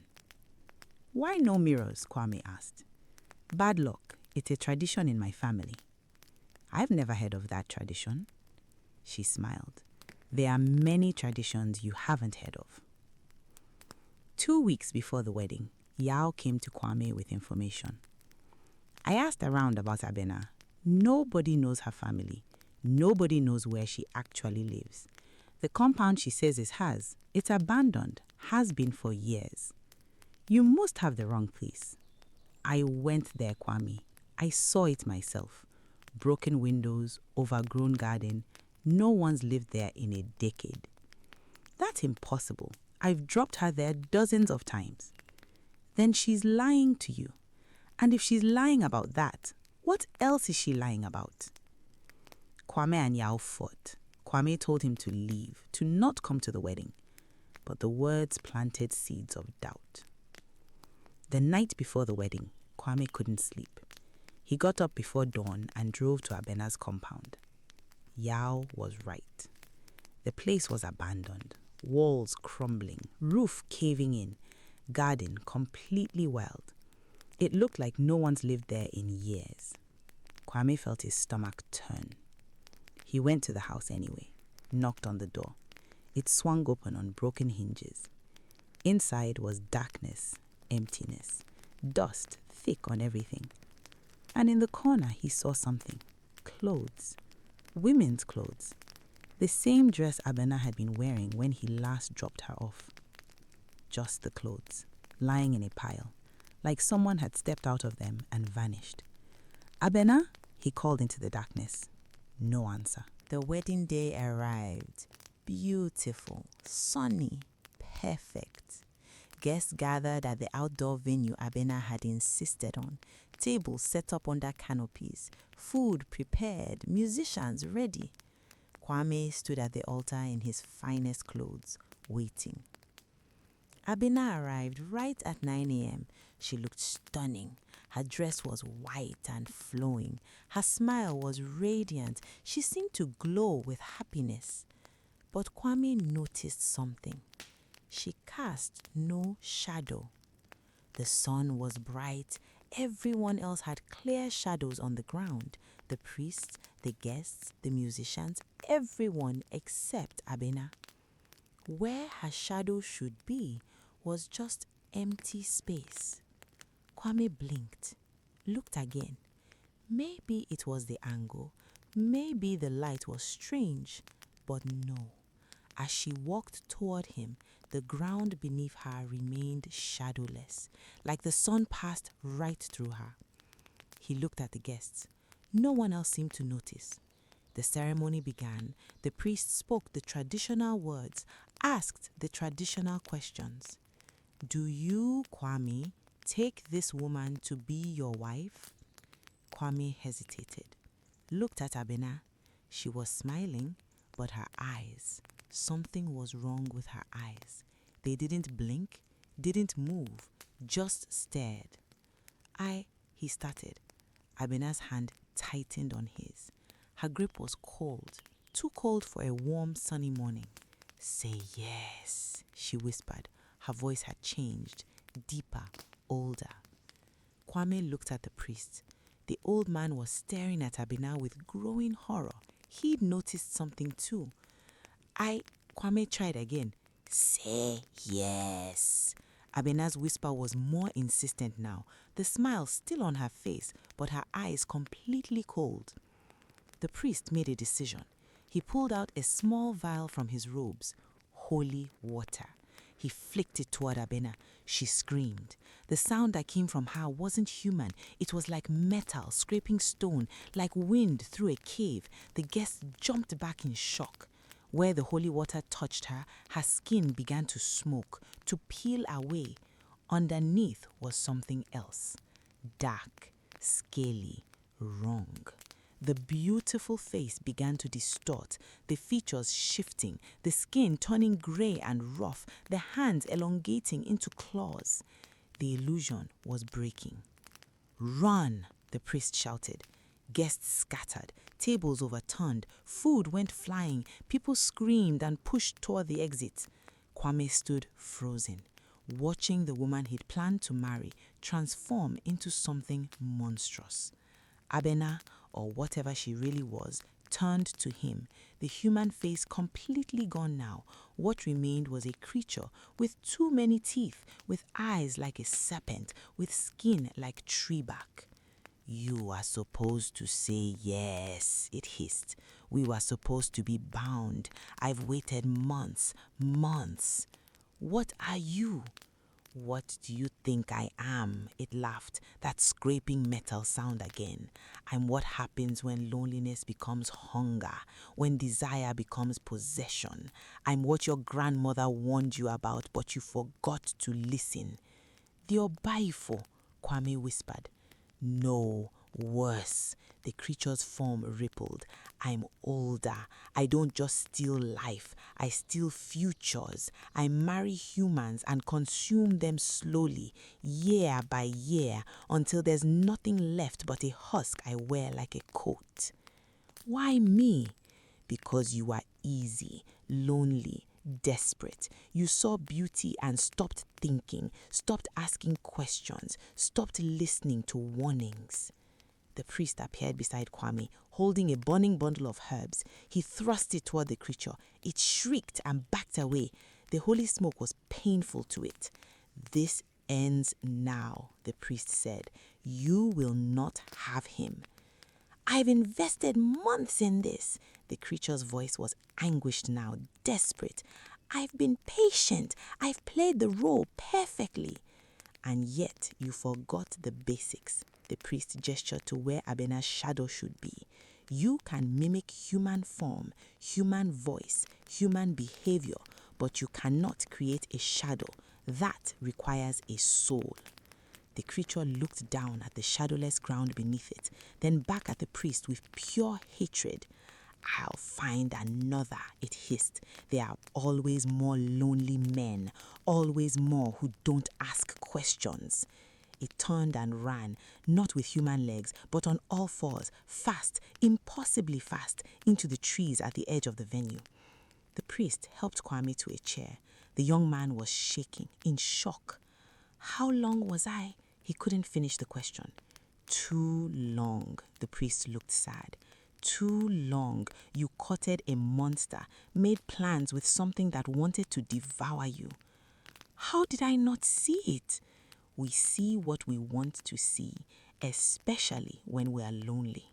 The wedding that went wrong became the talk of the region. Everyone had their own version of what happened. Some said Abena was a demon. Others said a forest spirit. Some said an Obayifo that had evolved beyond simple blood drinking. The priest had his own theory. She was Sasabonsam's bride, he told Kwame later. A creature that used to hunt in trees but learned to hunt in human hearts instead. They've adapted, become smarter. They court, they marry, they bind themselves legally and spiritually to their prey. Then they feed for decades until there's nothing left. How many others? The priest shrugged. Impossible to know. They are patient. They can maintain the illusion for years if needed. Some men live their whole lives with these creatures, slowly wasting away, never knowing their wife isn't human. The clothes I found at her compound probably belonged to her last victim. She wears human skins, human lives. She takes everything. Kwame felt sick. I almost married it. Yes, and if you'd said those vows, the binding would have been complete. She would have had legal and spiritual claim to you. Breaking free would have been nearly impossible. What happens to her now? She finds someone new, someone lonelier, someone less careful. She always does. In the month after, Kwame saw her 3 more times, always from a distance, always with a different face, always courting a different man. Each time he wanted to warn them. Each time the priest stopped him. They won't believe you. They'll think you are jealous, crazy. They're seeing what they want to see. Only when the illusion breaks do they understand. And by then, it's often too late. So we just let her. We spread knowledge. We teach the signs. We help people understand what to look for. What signs? The priest listed them. No shadow, never eat in public, no family anyone can verify, only available during certain hours, refuses mirrors, refuses to enter churches or sacred spaces, refuses to touch certain herbs or blessed objects, and most importantly, relationships that move too fast, love that feels too perfect. People who seem too good to be true usually are. Kwame never married, not because he couldn't. Several real women were interested over the years, but he could never fully trust again. Always looking for the signs, always checking for shadows. His friends understood. His family worried but respected his choice. He devoted his life to helping others instead, teaching young men about the dangers of rushing into relationships, about the importance of meeting family, of taking time, of asking questions. Some people called him paranoid. Others called him wise. He called himself lucky. Lucky to have a priest who noticed. Lucky to have friends who warned him. Lucky to have escaped. Our elders say, Anidaso e bot temnu, ye ne ye. Hope that comes too fast is dangerous. Love that arrives perfectly formed is usually disguised as something else. The creatures that hunt through marriage still exist. They've adapted to modern times. Online dating, social media, speed romance. They find the lonely, the desperate, the ones who ignore warnings because they want so badly to be loved. If you ever meet someone too perfect, someone with no verifiable past, someone who rushes you toward commitment, check for a shadow. Watch what they do with mirrors. Notice what hours they are available. Ask to meet their family. Insist on it. Real people have real connections, verifiable histories, friends who've known them for years. And if something feels wrong, even if you can't name it, even if everyone tells you you're crazy, listen to that feeling. Because some brides aren't bringing love to the altar. They are bringing hunger. And the wedding vows they want you to speak are chains, not promises. This is FolkloreCrypt.